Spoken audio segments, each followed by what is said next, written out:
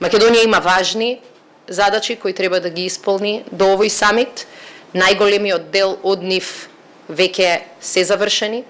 Најголемиот дел од критиките кои што беа спомнувани на претходните самити сега веќе не се сметаат за слабост на Македонија. Покажавме дека во делот на демократски реформи, на состојби со медиуми, владење на право, состојби во администрацијата и меѓуетничките односи, Македонија буквално направи големи чекори напред и тоа ни дава за право да очекуваме таа промена во Македонија, да ја верификуваат, да ја потврдат и да ја ценат сите земји членки и НАТО алијансата.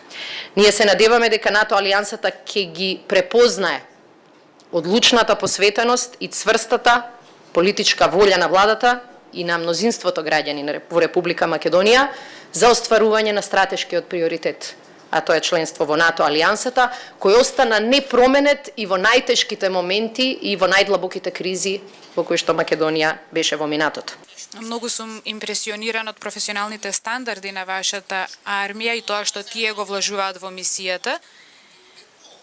Се разбира, секогаш може да се побара да правите уште нешто дополнително, меѓутоа вашиот придонес е одличен, не само во Авганистан, треба да се споменат и Косово и Босна и Херцеговина.